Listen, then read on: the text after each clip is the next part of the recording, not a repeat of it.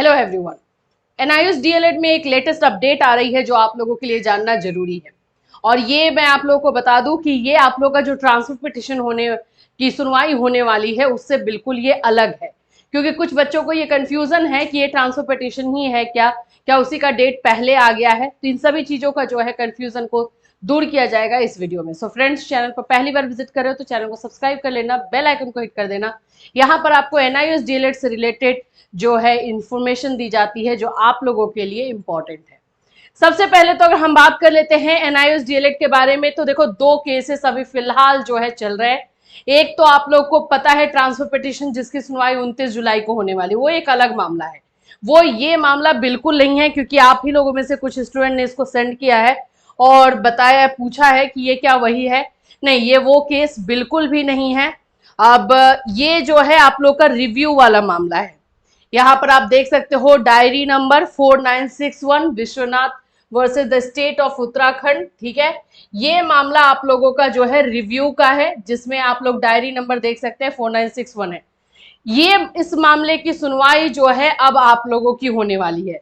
बात ये है, रिव्यू आप जानते ही हो कि क्या है। रिव्यू जब कोई फैसला सुना दिया जाता है तो उसके सुप्रीम कोर्ट से, तो उसके उसमें मतलब चेंजेस करवाने के लिए या मॉडिफिकेशन के लिए हम रिव्यू पिटीशन दायर करते हैं। तो ये रिव्यू पिटीशन दायर किया गया था और इसका डेट आ गया है। तो अब ये आपके कितने सही रहेगा, कितना क्या रहेगा, ये सभी चीजों पर जो है हम लोग डिस्कस करेंगे। और जो ट्रांसफर पिटीशन है वो तो बिल्कुल ही अलग है। वो 29 जुलाई को उसकी सुनवाई होने वाली है और इसकी सुनवाई का डेट जो है 18 जुलाई को है। दैट मीन्स कि कल जो है इसकी सुनवाई होनी है।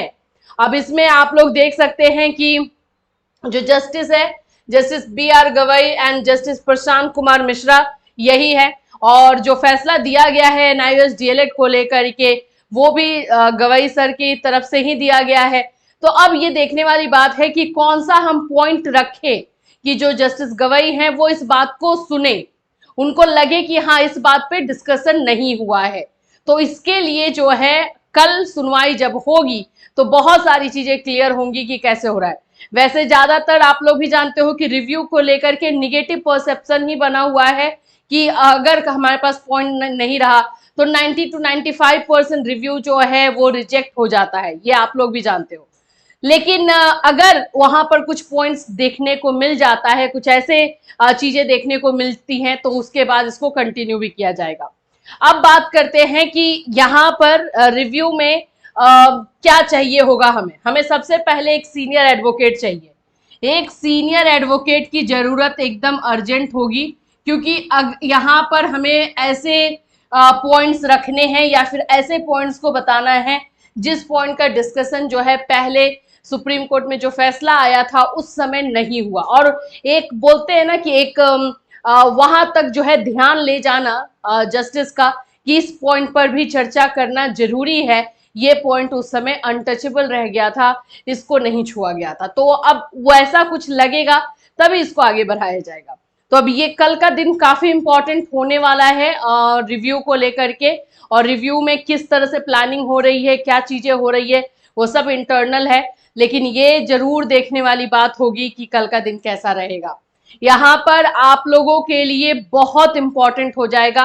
अगर आप लोग ये भी बोल रहे हो कि अगर हम अच्छे से प्रेजेंट नहीं करते हैं और रिव्यू रिजेक्ट हो जाता है तो क्या ये खत्म हो जाएगा, ऐसा नहीं है। अभी एक और है, आगे का जो स्टेप रहता है वो क्यूरेटिव को है। लेकिन कोशिश तो यही की जाएगी कि इसी में जो है हम इसी केस को रिव्यू को में ही कुछ पॉजिटिव रिस्पॉन्स लेकर आ जाए। अब इसमें क्या होगा क्या नहीं अभी कुछ भी नहीं बोला जा सकता है। आप लोगों का सेकेंड क्वेश्चन था कि जो 29 जुलाई को सुनवाई हो रही है वो और ये में डिफरेंस, तो वो ट्रांसफर पिटिशन है, वो जो है यूपी की तरफ से और बाकी स्टेट उसमें जो है जुड़ने की उसमें बात हो रही है।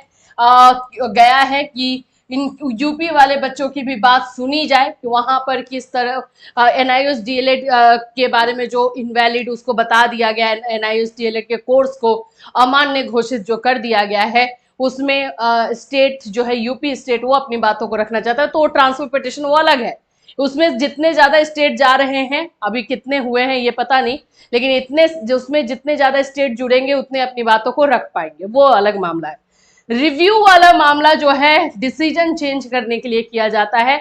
डिसीजन जो आ चुका है, ऑलरेडी फैसला आ चुका है, उस फैसले में बदलाव करने के लिए जो है रिक्वेस्ट किया जाता है कोर्ट से कि जो फैसला दिया गया है उसमें एक बार फिर से पुनः विचार किया जाए।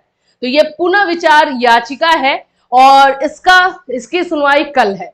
अभी जस्टिस गवाई को किस तरह से कन्विंस कर पाएंगे, कौन से एडवोकेट रखे जाएंगे, ये सब कुछ जो है अब कल ही देखने को मिलेगा। बहुत इंपॉर्टेंट केस और बहुत इंपॉर्टेंट दिन जो है कल का होने वाला है। आप लोगों को ये मैं क्लियर बता दूं, ये सारी इंफॉर्मेशन हमारे NIOS DLED के जो भी अभ्यर्थी है, जो बच्चे हैं, उनके रिक्वेस्ट पे दिया जाता है।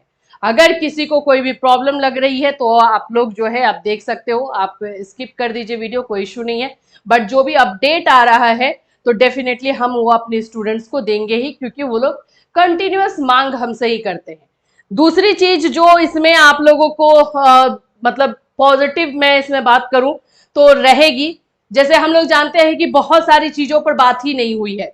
अब हम वो चीजें अगर वहां पर रखेंगे, जैसे हमारे जो भी सीनियर एडवोकेट रहेंगे, सीनियर एडवोकेट का रोल इसमें बहुत इंपॉर्टेंट होगा, ये मैं आपको क्लियर बता दूं।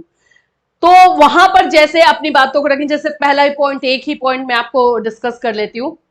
हमारा जो है ये 18 और 24 महीने वाला जो गेम खेला जा रहा है कि NIOS DLED 18 महीने का है, तो भाई इंटर्नशिप वाली बात कौन करेगा, जो 6 मंथ्स का हुआ है, ट्रेनिंग दिया गया, उसकी बात कौन करेगा। वो सारे पॉइंट्स हमें रखने की, 18 मंथ्स का कोर्स है ही नहीं, एक्चुअली में ये 24 मंथ्स का कोर्स है। और वो गवर्नमेंट की वजह से जो है इसको 18 मंथ्स में खत्म किया गया था, क्योंकि एक डेडलाइन दे दिया गया था। अदरवाइज सिलेबस तो 24 मंथ्स का है, सिलेबस में कटौती नहीं हुई है, टाइम में कटौती की गई। तो ये सारी चीजें, और 18+6 मंथ्स का इंटर्नशिप रहेगा, वो ट्रेनिंग पीरियड रहेगा, ये सारी चीजें जो है, पहला तो पॉइंट यही होगा कि 18 महीने का है ही नहीं, हमें कंप्लीटली डिनाई करना है कि इट इज नॉट 18 मंथ्स। और सबसे पहली बात है कि हमारे ना ही रिजल्ट में ना ही रिपोर्ट कार्ड में कहीं पर 18 मंथ्स नहीं लिखा है, सभी जगहों पे 2 साल का लिखा हुआ है, 2 इयर्स डिप्लोमा लिखा हुआ है। तो एक तो ये पॉइंट पे डिस्कशन होना चाहिए कि ये पॉइंट जो है क्लियर करना है, और इसके लिए प्रूफ और बाकी सारी चीजें लगेगी और वहां पे बताना होगा, क्योंकि बेसिक बेस तो इसी को बता दिया गया कि 24 और 18 बराबर कैसे हो सकते हैं।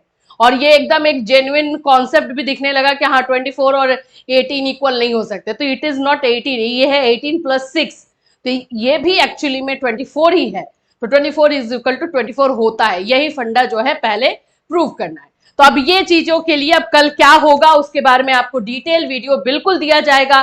कल जैसे जैसे जो चीजें होते जाएंगी वैसे वैसे हम आपको इन्फॉर्म करेंगे, टेंशन नहीं लेना है, बस फिंगर क्रॉस कीजिए, सपोर्ट कीजिए, ताकि बोल सकते हैं कि इसमें जो है ज्यादा से ज्यादा जो पॉजिटिव आ सके। अब मेरे से आप पूछ रहे हो कि इसमें क्या पॉजिटिव आ ही जाएगा, देखो कुछ भी नहीं बताया जा सकता, ये तो वहां पे डिपेंड करेगा ना कोर्ट रूम में, वहां पे क्या हो रहा है, कैसे हो रहा है।